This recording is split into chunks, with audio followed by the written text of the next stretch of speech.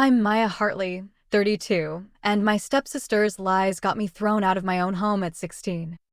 Not grounded. Not sent to my room. Thrown out. I had one suitcase. $200 in my pocket. My father put me on a Greyhound bus to Atlanta. He bought the ticket himself. He stood outside the station. Then he walked away. He did not wait for the bus to leave. I did not know that was the last time I would see him. 11 years passed before I saw his face again. This is not about how broken I was. It is about the life I rebuilt. A life they took from me. And what happened when the truth finally came looking. By then I did not need it anymore. I was 9 when my father remarried. My mother died when I was 6. Pancreatic cancer. For months from diagnosis to the end. My father raised me alone for 3 years. Then he met Elaine at a Builders Association event. She was a divorced real estate agent. She had a daughter 2 years older than me. Her name was Chloe. I still remember that first meeting. Chloe stood behind her mother. Pink Gap hoodie. Hair in 2 neat braids. She smiled at me. It was a standard smile. Polite and perfect. I thought having a big sister might be nice. I was 9 years old. What did I know? My father built our house himself. A cream-colored colonial in suburban Savannah. Big oak tree out front. Gravel driveway running along the side. He was a building contractor. After he married Elaine, she moved in with Chloe. Elaine redid the kitchen. She changed the living room curtains to navy blue. She planted gardenias in the back. She turned that house into hers from the inside out. Chloe claimed the biggest bedroom upstairs. I got the small one at the end of the hall. The first couple of years were fine. Chloe was good to me when people were watching. She put her arm around me for guests. She said, "This is my sister Maya." She served me food at family dinners. Neighbors looked at us and smiled. They said those two could be real sisters. When nobody was watching, it was different. If we were alone, she acted like I did not exist. I would talk and she would not answer. I would walk in and she would get up and leave. Once I asked her to turn the TV down. She stared at me for 3 full seconds. Then she picked up the remote. She turned it louder. I was 13 when the first real lie appeared. Chloe had a gold necklace from her grandmother. One day it went missing. She cried at the dinner table. She said it was her most precious thing. Elaine held her and rocked her. My father searched the whole house with a frown. 3 days later, Chloe went to him. She said she saw the necklace in my school bag. I was completely stunned. I did not take her necklace. I never even went into her room. My father opened my bag. The necklace was not there. Chloe said I must have hidden it somewhere. She said I had been acting sneaky all week. A week later, the necklace turned up. It was wedged between her mattress and the bed frame. Elaine found it while changing the sheets. Chloe looked at me with wide eyes. She said, "Oh my God, Maya, you put it back." I stood there frozen. My mouth was open. I never touched that necklace. Elaine cut me off. She said, "The necklace is found now. This is over." Nobody said sorry. Not one single person. I was 13. That was when I learned something important. Facts did not matter in that house. Chloe's story was the only story that counted. After that, the lies came like drizzle. Constant and quiet. Each drop small on its own. But it never ever stopped. Chloe told Elaine I talked behind her back. She invented a whole quote. She claimed I said Elaine was not my real mom. She said I told friends to stop bossing me around. I never said any of that. Not one word. But the way Elaine looked at me changed overnight. She stopped asking me to bake cookies with her. She stopped taking me to the mall. When I spoke to her in the kitchen, her answers got shorter. One word at a time. Chloe told my father I stole her clothes. She said I wore them and left them on my floor. My laundry basket was searched. She put her own clothes in it. Then she called my father to come look. He sighed heavily. He said, "Maya, why would you do this?" I said, "Those are not my clothes." He said, "Then how did they get in your room?" I could not explain it. I was 14 years old. Her clothes were sitting in my basket. I knew I did not put them there. But proving it was impossible. Chloe never hit me. She did not need to. She had a much better weapon. She was better at crying than I was. When I was 15, $200 went missing. Cash from my father's study. It was meant for a subcontractor. The next day it was gone. Chloe told him she saw me leaving the study. She said I was holding something in my hand. My father called me into his study. I looked him straight in the eye. I said it was not me. He said, "Maya, if you tell the truth, we can work this out." I said, "I am telling the truth." He went quiet for a long time. Then he said, "Give the money back." I will not press this further. I could not give it back. Because I never took it. 3 days later, Elaine tidied my room. That was her word. Tidied. She found $220. It was in the back of my underwear drawer. She held the envelope up to my father. Chloe stood in the hallway watching. Her face said, "I knew it all along." That was my money. I had saved it for almost 2 years.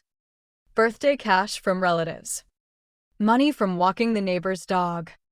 Money from helping classmates with homework. I was saving every dollar I could. My father looked at me that day. I will never forget that look. It was not anger. It was pure disappointment. He believed them completely. I still do not know where Chloe got the money she planted. Maybe her own savings. Maybe from Elaine's wallet. I will never know. What I do know is this. From that day forward, I stopped being his daughter. I became a problem he needed to manage. By 15, I learned to stop defending myself. Every time I opened my mouth, it only made things worse. The biggest lie came when I was 16 years old. Chloe told Elaine she smelled weed in my room. She said she saw me hanging around the school parking lot. She said I was with those kinds of people. She said she found a lighter in my backpack. There was no weed anywhere. No parking lot. No lighter. None of it was real. But in that house, Chloe did not need proof. My father called me to the living room. It was an October evening. The oak leaves outside were turning yellow. Elaine stood in the kitchen doorway. Her face said, "I always knew this was coming." Chloe sat on the couch with her knees up. Her eyes were red and wet. She arranged her face to look scared of her own sister. On the floor sat a suitcase. My suitcase. He said, "You cannot live here anymore." His voice was quiet but absolute. He said, "We tried our best. But we cannot help you." I said I did not do any of it. Everything she says is a lie. "Dad, please listen to me." He held up one hand. "Your Aunt Helen is in Atlanta. I called her already. You will stay there for now. Here is the ticket." He handed me an envelope. A Greyhound ticket inside. Savannah to Atlanta. And $200 in cash. I said, "You believe her?" "Not me." He did not answer. I said, "Dad, look at me. Look at my face." He turned away. Chloe sobbed harder on the couch. I picked up my suitcase. No hug. No goodbye. Elaine turned her face to the wall. Chloe watched me through her fingers. I will always remember that moment. Her hand covered half her face. But I could see her eyes clearly. She was smiling behind those fingers. It was not a gloating smile. It was the smile of relief. The smile of someone who had finally won. My father drove me to the Greyhound station. No one spoke the whole way. I watched Savannah slide past the window. Oak trees and Spanish moss. Victorian porches with rocking chairs. Frame by frame, it all slipped away. Everything I had known for 16 years. At the station, he pulled over. He pressed the envelope into my hand. His mouth opened like he wanted to say something. He said, "Call when you get there." He did not wait for the bus to leave. The second he turned back toward his car, I made a decision. From that day forward, my life would depend on no one. Not on anyone at all. The bus headed west on I-16. The sky went from orange to purple to black. Someone snored a few rows back. Someone else had headphones on. I pressed my forehead against the cold glass window. I did not cry. Not one tear. I was 16 years old. I had $200 in my pocket. I did not know what Atlanta was going to bring. But I knew one thing for certain. I would never let anyone decide my life for me again. Atlanta was not a fresh start. It was just a bigger city. More people who did not know my name. Aunt Helen lived in a small gray-blue house, northwest of the city near I-285. She was my father's older sister. She never got married. She worked the front desk at a dental office. She was kind to me. But she was struggling too. Her mortgage was not paid off yet. Her car was a 10-year-old Honda. Having another person under her roof was a real weight. A 16-year-old girl with nowhere else to go. I tried hard to be invisible. I cooked and cleaned every day. I did laundry after school. I did not go out on weekends. I had no friends to go out with anyway. I barely spoke at my new school. I did not want anyone to know me. Knowing leads to questions. Questions lead to the story. The story leads to pity. I did not want anyone's pity. I needed a job. At 16 and a half, I got hired at a Waffle House. The night shift. 10 at night until 6 in the morning. Hash browns and fried eggs. Coffee refills and wiping tables. After every shift, my hands smelled terrible. Fryer oil and dish soap. I washed them again and again. The smell never fully came out. I got back to Helen's by 6:30. I slept for 3 hours. Then I went to school. My grades dropped from A's to C's. Not because I was stupid. I was just completely exhausted. My eyelids felt like lead during class.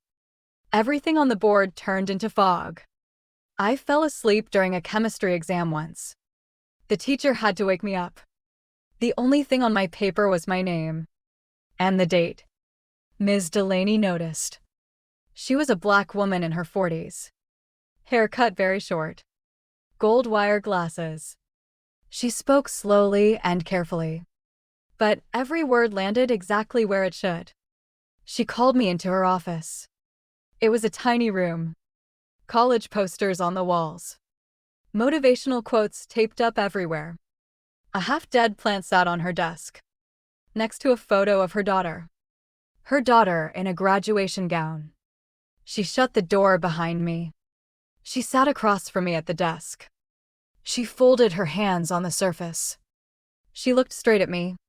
She said, "Maya, your grades have fallen off a cliff. I do not want to hear that you will try harder. I want the truth." I looked into her eyes. In that small office, I told her everything. Chloe and Elaine and my father. Getting thrown out of my own home. Every detail I could remember. I did not leave anything out. I talked for about 20 minutes. I did not stop once. Miss Delaney did not interrupt me. Not a single time. When I finished, the office went very quiet. She took off her glasses slowly. She wiped them on the edge of her shirt. She put them back on. Then she looked at me and said, "I believe you." That was the first time anyone had said that to me in 2 years. I broke down crying right there. Not loud sobbing. It was the kind of crying that comes after holding everything in. 2 years of Waffle House night shifts. 2 years of chemistry exams. 2 years of the weight of everyone believing Chloe. Then one person says, "I believe you." Your body reacts before your brain can catch up. The tears just came pouring out. I could not stop them. Miss Delaney did not come around the desk to hug me. She just pushed a box of tissues across the table. She waited. Then she said, your life did not end when you were 16. I can help you read the map. But every step has to be yours. She helped me apply to community college. Atlanta Metropolitan. She helped me fill out the FAFSA forms. She found me a daytime job on campus, shelving books in the school library. It was 10 times easier than Waffle House. The pay covered my basic expenses. I moved out of Helen's place. Not because she pushed me out. Because I could not lean on anyone anymore. I rented a basement room near campus. No windows at all. Concrete floor beneath my feet. My furniture was simple. A used mattress from a thrift store. A plastic dresser drawer. One folding chair from Goodwill. I paid $3 for that chair. Winter was cold enough to ache. Summer was like a steam room. But that basement was mine. It belonged to me. Nobody could kick me out of it. Nobody. 17 to 22 was a double-track life. Classes during the day. Work at night. Sleep on weekends. No parties anywhere. No spring breaks. No college experience. Just homework assignments. Shift schedules. Counting what was left in my wallet at the end of each month. But I made it through. 2 years at community college. Then a transfer to Georgia State. I earned a bachelor's in social work. I chose that major for one reason. I wanted to become someone else's Miss Delaney. I wanted to be the person who sits across from another 16-year-old. The person who says, I believe you. On graduation day, Miss Delaney sat in the 3rd row. I walked off that stage and found her face. She was clapping hard. Her eyes were red around the rims. I got a job at a youth crisis center in Atlanta. 2nd floor of an old brick building. A ginkgo tree outside my window. Every day I saw kids the system had pushed around. Foster kids and runaways. Kids kicked out of their schools. They had a certain light in their eyes.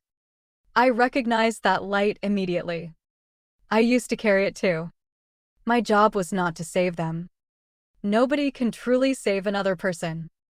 My job was simpler than that. I sat across from them. I let them tell me their story. And then I said the words. I believe you. In my 2nd year, I took on a new case. A 15-year-old girl named Jasmine. Her stepmother abused her for years. Her own father chose not to believe her. She sat in my office, squeezed into the chair. Her thin fingers folding a tissue. Folding and unfolding it. She did not say a single word. I did not push her. I made her a cup of hot chocolate. I set it down on the table. I sat there in the chair across from her. I waited quietly. After about 10 minutes, she looked up. She said, you will not believe me. I said, try me. She tried. She talked for an hour and a half. When she finished, I pushed the tissue box toward her. The same way Miss Delaney once did for me. Then I said, I believe you. Jasmine is at Emory now. She is studying psychology. She texted me just last month. She said she wants to be a child psychologist. I did not text back, that is amazing. I texted back, your kids will be lucky. This is my life. Nobody handed it back to me. I built it myself. Brick by brick. All those years I kept one door closed inside me. The door marked Savannah. I changed my phone number 3 different times. I never sent my father the new one. I never searched for Chloe online. I never asked Helen about them. Not unless she brought them up first. But sometimes Helen would mention things. She said, your father cut his hair short now. He looks so much older. She said Chloe did a year at a PR firm in Atlanta. Not far from where you live, actually. Then she moved to Charlotte. She said Elaine's joints got bad last year. She has trouble walking now. I listened without reacting. I did not say good or bad. Helen never asked me to call him. She knew that door was mine alone. Only I could decide to open it or leave it shut. One Thanksgiving, Helen asked me to spend it with her. I said yes right away. The two of us ate a whole roast chicken together. A turkey was too big for just two people. Mashed potatoes on the side. No big family noise filling the room. Nobody Chloe had stolen from me. Just me and the one woman who never gave up. Not from the very start. The street outside was quiet and still. Steam rose from the chicken on our plates. Helen put her fork down. She looked at me across the table. She said, "You know, I always felt something was off. Those stories Chloe told never lined up. The timeline never made sense. But there was nothing I could do back then. Your father, once he makes up his mind, you cannot pull him back from it." I said, "Aunt Helen, you do not owe me an explanation. Nobody stood up for me back then. But I do not blame anyone for that."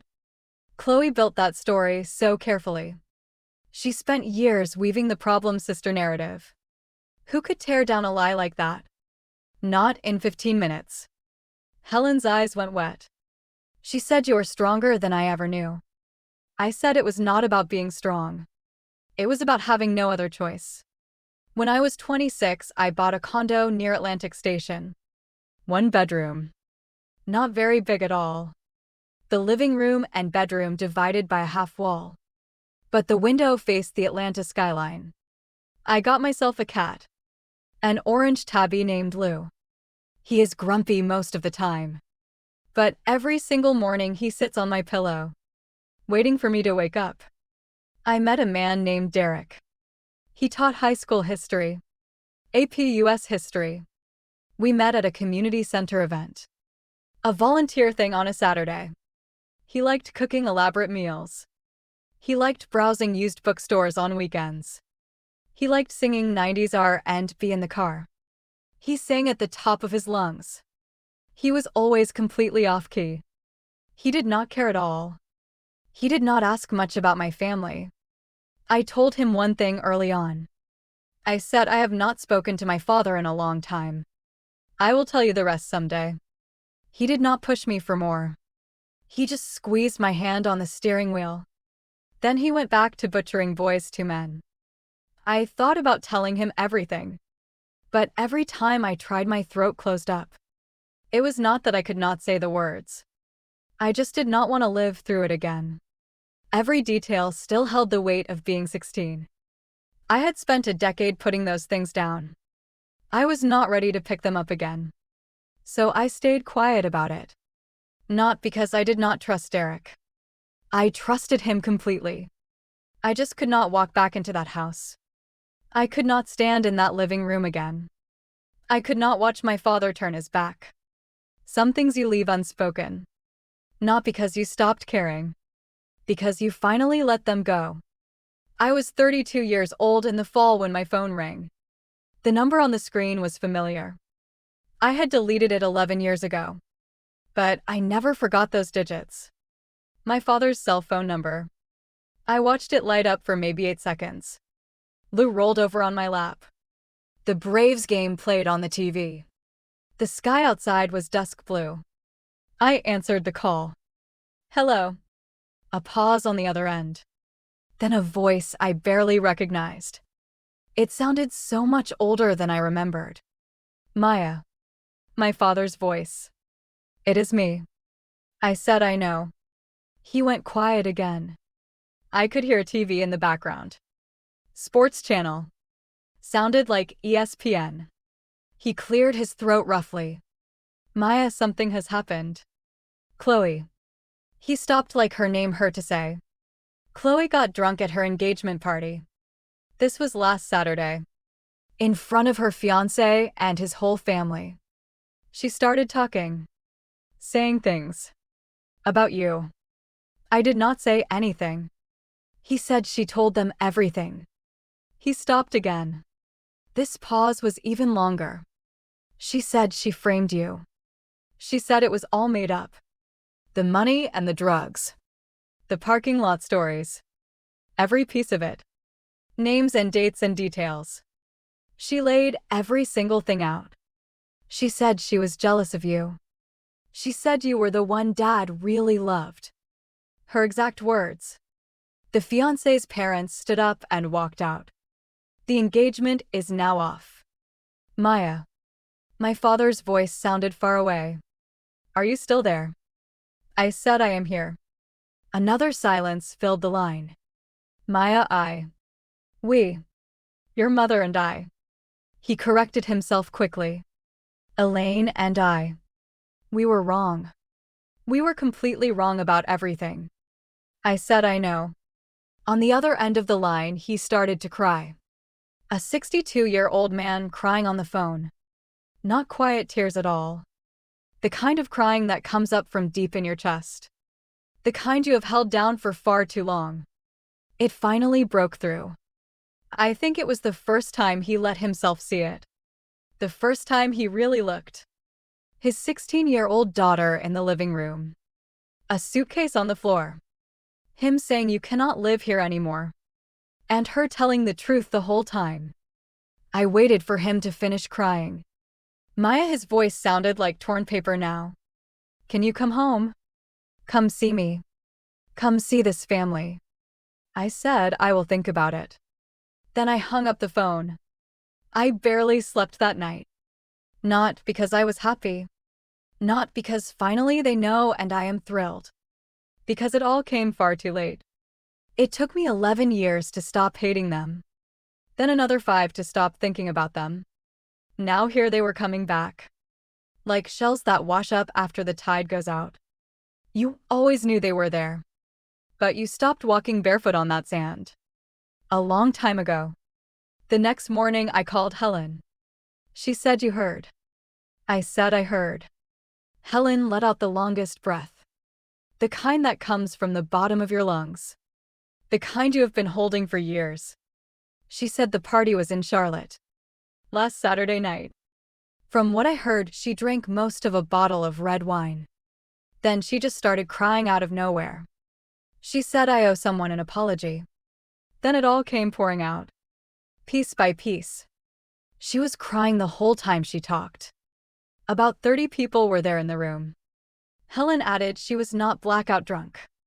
Someone told me she seemed very clear. Like she finally could not hold it in anymore. I could not name what I felt right then. It was like a train you waited for. It finally pulled into the station. But the platform was completely empty. You had already gone. Helen said, so you know what your father wants. I said he wants me to come back. Of course he does. He owes you 16 years. He owes me 11. I corrected her. 16 to 32. That is 11 years. Fine. 11.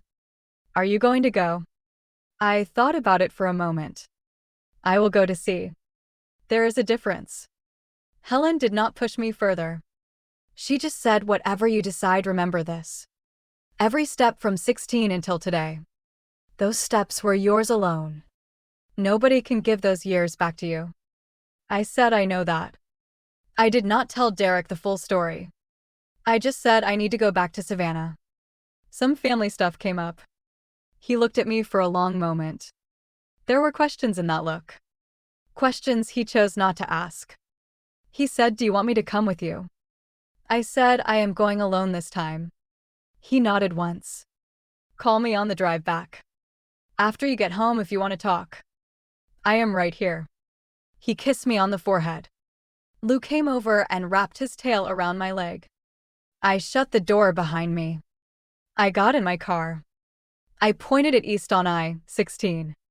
11 years ago that road took me west. I was running away. 11 years later I was driving east. Not going back to stay. Going to see. And then leaving. Savannah had not changed very much. The oaks were still the same old oaks. Spanish moss still hung from the branches. Like gray curtains in the breeze. The air still smelled the same. Marshland and sea breeze mixed together. The old town streets were still brick. Victorian porches with rocking chairs. They still swayed gently in the wind. But the cream-colored colonial had gotten old. I parked at the curb and looked. Roof shingles were curling up at the corners. The garden beds Elaine used to be so proud of. The gardenias were mostly dead now.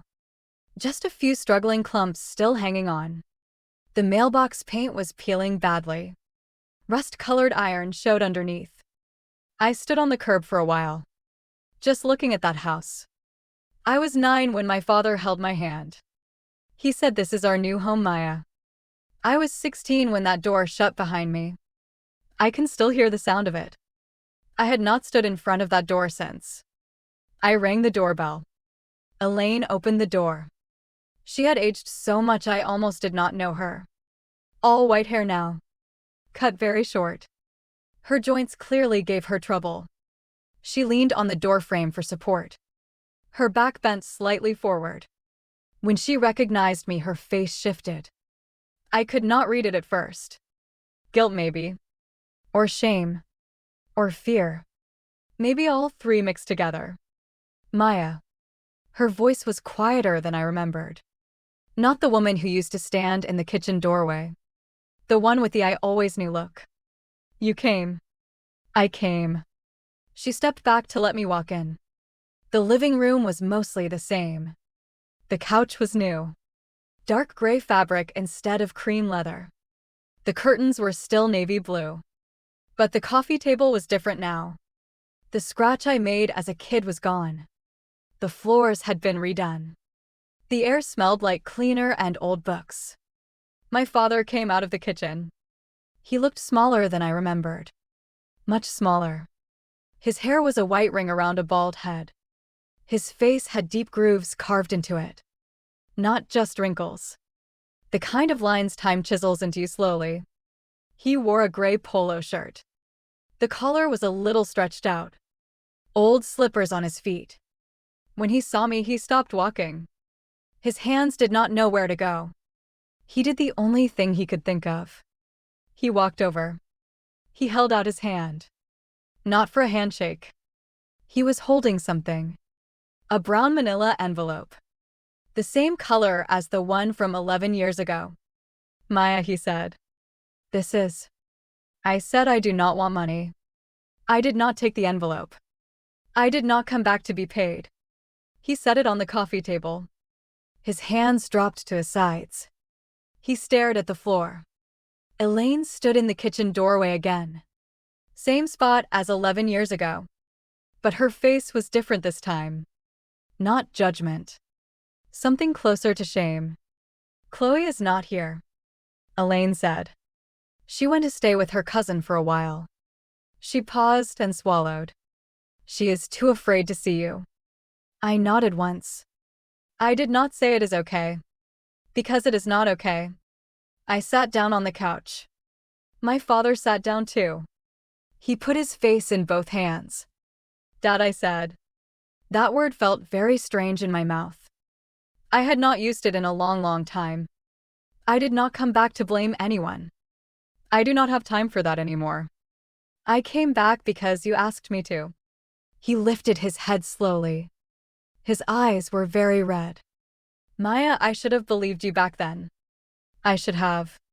You were my own daughter. How could I have done that?" His sentences kept breaking into pieces. "Chloe kept crying all the time. Elaine said she was so sure. All the evidence pointed at you.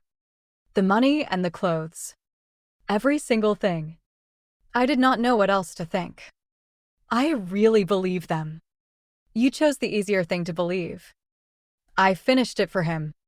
Believing Chloe meant you did not have to ask a harder question. Why would your older daughter destroy your younger one? It was easier to be wrong about me. It was easier than admitting you raised a child capable of this. He did not argue. He sat there without moving, like a tree that had been cut halfway through. Elaine spoke from the doorway. "I have responsibility too." I took everything Chloe said as the truth. I never imagined she would do this. She is my daughter. I should have. Her voice broke apart too. I did not say it is okay. I did not say those words. I said I was 17 years old in Atlanta. I lived in a basement with no windows. I worked 8-hour shifts at a Waffle House every night. My hands smelled like grease when I got off. I shelved books for minimum wage at the library. That money covered my rent and instant noodles. I fixed my sandals with duct tape. The soles had worn completely through. When I got sick, nobody took care of me. I took my own temperature. I swallowed my own pills. I dragged myself out of bed when I could stand. I paused and looked around the room. The wall clock was the only sound. Tick and tick and tick. Is this your fault? I went on. I am not telling you to make you feel guilty. I am telling you so you understand. The life I have now belongs to me. I built it without any of you. I am proud of what I built. Not because of anything else. Because I did it with my own hands. My father's head sank even lower. His shoulders were shaking. But Maya Lane's voice had an urgent edge now. Come home to us. We are old now. We can start over fresh. Your father thinks about you every single day. Home. I repeated the word. This house is where Chloe grew up. It is not where I grew up. My first apartment was in Atlanta. 600 square feet. 1 bedroom. The window faced the skyline. That is my home. The one I built. Elaine opened her mouth, then closed it again. My father slowly raised his eyes to mine. Chloe wants to see you. She said she wants to apologize. In person. Where is she now? Her cousin's place in Pooler. About 20 minutes by car. I thought for a moment. Okay. I will go see her. Pooler is even smaller than Savannah. Chloe's cousin lived in a townhouse. One of those new developments they build everywhere now. White siding and black shutters. A for sale sign stuck in the front lawn. Maybe because of what happened at the party. Maybe the cousin wanted out. I rang the bell. A woman in her 30s opened the door. The cousin, I assumed. She looked at me with clear discomfort. She turned and called into the house. Chloe. She is here. Then she walked away fast. Chloe came out of the kitchen. She was heavier than I remembered her. Her hair was dyed dark brown. Cut to her shoulders now. She wore a plain black hoodie and jeans. Not much makeup on her face. Her eyes were swollen and red. She had been crying a lot. Maya. Her voice came out very soft. Thank you for coming. I stepped inside but did not sit down. You said you wanted to apologize. She twisted her hands together. Her knuckles were white from the pressure. She took a deep breath. She said, I do not know where to start. I said, start with the necklace. You were 14 and you put it in my bag. Or start with the $200. You were 15 and you planted it in my drawer. Or start with the day you told your mother I was on drugs. Pick any one of them. Just pick one. She flinched like something had hit her hard. Then she said the first one. Go ahead. She started talking. Her voice shook the whole time. But the words did not sound unrehearsed. She had been turning them over for a long time. Hundreds of times, probably in her own head. That necklace. I lost it myself. I could not find it anywhere. Then I had this thought. If Maya took it, my mom would feel sorrier for me. Your dad always had this tenderness about your mom. You could see it from across the room. He was always gentler with you. Gentler than with anyone else. I hated that feeling so much. I needed someone to see me. Then the necklace turned up under my mattress. But I could not admit I lost it. That would mean everything I said before was false. So I said you put it back. I lay in bed that night thinking, what if I just told the truth right then? Maybe everything would have stopped. But I chose the worst path instead. She stopped and waited. She wanted my reaction. I gave her nothing. She went on. The $200. I took $50 from my mom's wallet. She was out of the house. The other $150 was my own savings. 2 years of allowance money. I put all of it in your underwear drawer. Yes. She caught my expression. I was never short on money. You need to understand that. I just needed you to look like a thief.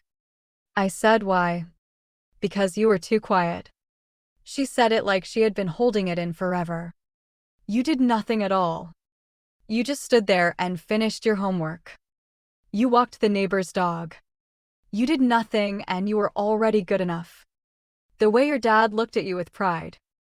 I never once got that look from my own father. He walked out when I was 5. He never came back. So can you understand this? I did not hate you exactly. I hated that you did nothing wrong. And you still had everything. I said I had everything. I was 16 years old. Thrown out of my own home. $200 in my pocket. On a bus to a city I did not know. You think I had everything. She covered her face with both hands. I did not mean in reality. I meant how it felt to me back then. I thought if you were gone your dad would finally see me. I thought if you were gone my mom would stop comparing us. I thought if you disappeared I could stop feeling like I was not enough. But she dropped her hands from her face. Her eyes were red raw. But 16 years went by. And your father never really looked at me again. He did not know the truth back then. But I think he felt it somewhere. I think deep down he always knew something was wrong. He was just too afraid to ask that question. I said, do you know how long I waited to hear those words? 16 years. She said it very quietly. From when you were 16 to right now. Yes. 16 years I waited for the truth. But here is something you should know. About 5 years ago I stopped waiting. I realized the truth was not something I needed anymore. My life is good now. With or without your apology. Do you understand what that means? She stared at me. A tear rolled off her chin. It means you do not need my apology. Not anymore. That is right. I said. You are apologizing because you need it. Not because I do. She leaned against the kitchen island. Both hands gripping the edge of the counter. Her shoulders were shaking hard. So what happens now? Nothing happens now. You apologized. I heard every word. This conversation is over. She asked in a small voice, can we ever be sisters again? I looked at her for a long moment. This woman in her 30s. The girl who once stood in the hallway. The one with the gotcha look on her face. She destroyed my world before I turned 16. But I rebuilt that world from nothing. I used materials stronger than anything she had. Chloe, you never treated me like a sister. You treated me like your competition. The competition is over now. You can see that clearly. You won when we were kids. But that game was never the one that mattered. My real life started the day I was thrown out. You were not part of a single step. We are not sisters. We are two strangers who happen to live in the same house. A very long time ago. She straightened up very slowly. The crying had stopped. She said, do you hate me then?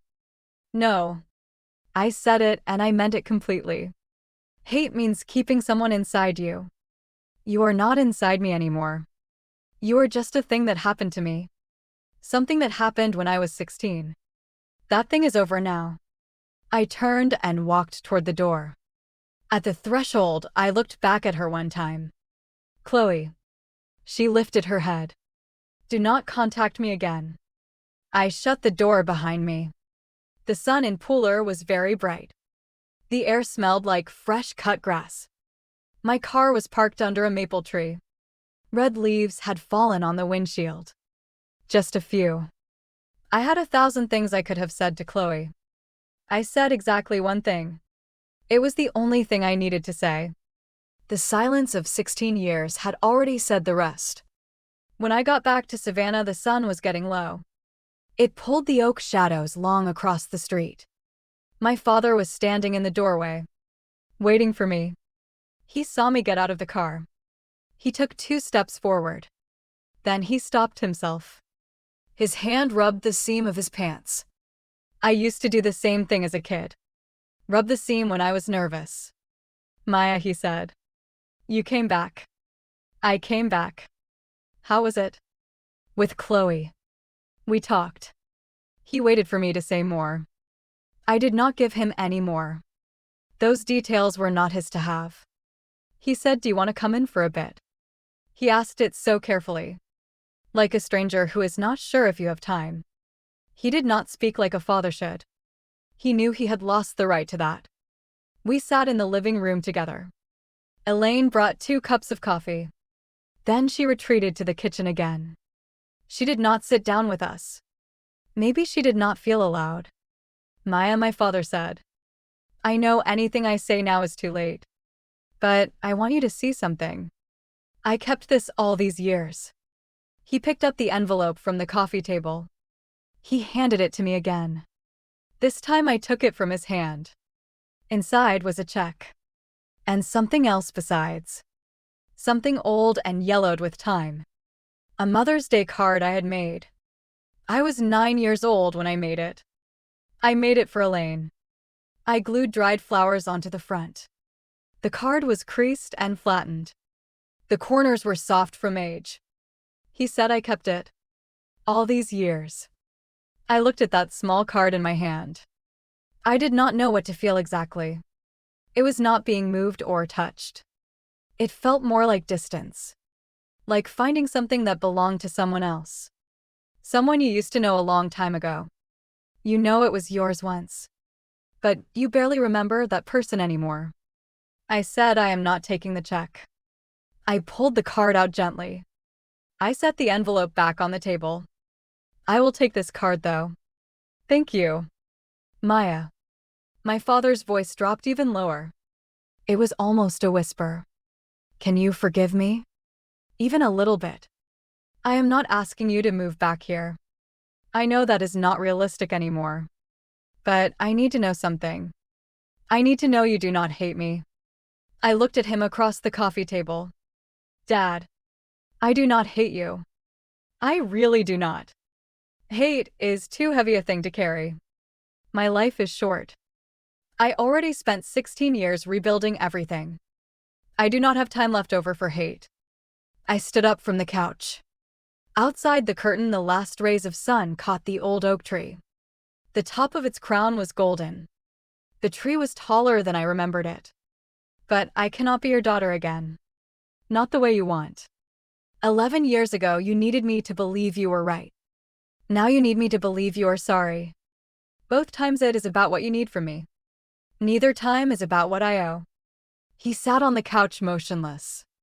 He seemed to shrink even smaller somehow. Elaine stood in the kitchen doorway.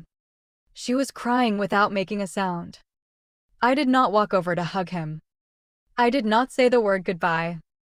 I walked to the front door and turned around one last time. I looked at that living room one more time. The coffee table and the wall clock. The door that once shut me out forever. Maya. My father said my name one final time. No matter what you think of me, in my heart you will always be my daughter. I did not turn back around. Not because I did not care what he said. I did care. But going back takes energy I do not have. All my energy is spent on moving forward. I said I know. Then I stepped through that door. On the drive back to Atlanta, the sky was going dark. 16 heading west. The opposite direction from 11 years ago. At 16, I pressed my forehead against bus glass. I could not say a single word. At 32, I was driving my own car. A white used Mazda I bought with my own money. The window was rolled down halfway. The wind came through a little cold. The radio was playing an old song. I forget who sang it that night. The chorus kept repeating one line. You cannot go home again. But that line is wrong. You can go back. You absolutely can. You just do not need to anymore. Savannah's lights shrank in the rearview mirror. Then they disappeared completely. The road ahead ran straight toward Atlanta. Toward the one-bedroom condo.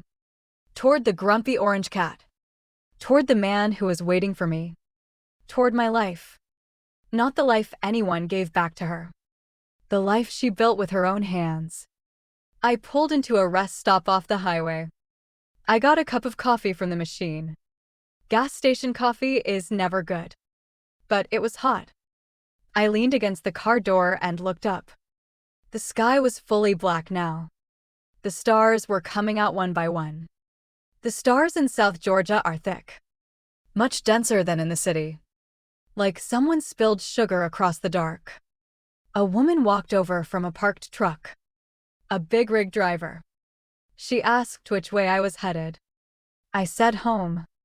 She asked where I was coming from. I thought about that question. I said it is not where I am coming from. It is where I am going to. She smiled at that. One of those smiles truckers trade. She said safe travels. I kept driving west. The feeling inside me was not exactly lightness. It was more like cleanness. Like a drawer you have not opened in many years. One day, you pull it open. You take everything out. You arrange it piece by piece. Then you shut the drawer again. The things are still yours. But they're not pressing on you anymore. Chloe's lies stole the home I had before I turned 16. But I built a better one later on. I built it with people I chose. With people I actually trust. With the bones and the stubbornness of a 17-year-old girl. She sat in a basement room with no windows. She swore she would never lean on anyone ever again. She kept that promise. I got home late that night. The lamps outside my building glowed a warm yellow. I parked and sat in the car for a minute. The dashboard lights dimmed out slowly. Everything was quiet. I went upstairs and pushed the door open. Lou was sitting right there waiting for me. He heard my footsteps coming. He looked up and flicked his tail once. That meant you were finally home. Where's my dinner? Derek was asleep on the couch. The TV was on low volume. Some old movie was playing. 2 plates sat on the coffee table. Dinner he had made. He saved me a full plate. It was wrapped in plastic wrap. A sticky note was stuck on top. The note said, "Hope it went okay. If not, we still have ice cream." I held that note in my hand for a couple of seconds. Then I walked over to the couch. I crouched down beside him. I touched his arm gently. His eyes opened. He saw my face. He smiled. "You're home." "Yeah." I said it quietly. "I am home."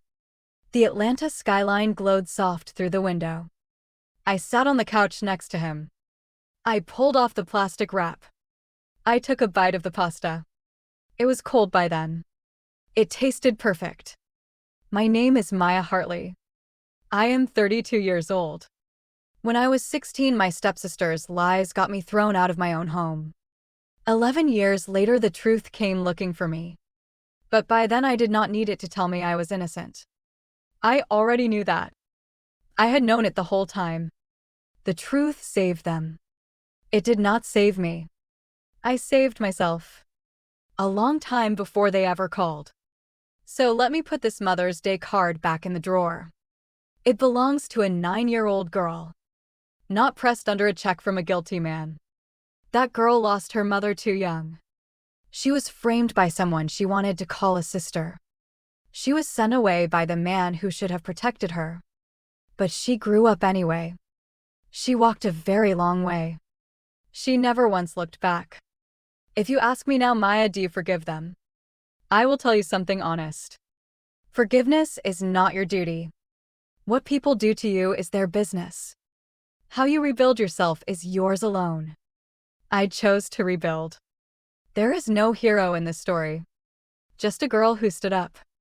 She used nothing but her own 2 hands. If you are waiting for an apology from someone, let me tell you. That apology might never come. And if it does come, it might arrive too late. But here is what you need to know. You do not need their apology to be whole. You do not need their belief to stand up. You just need yourself. That has always been enough.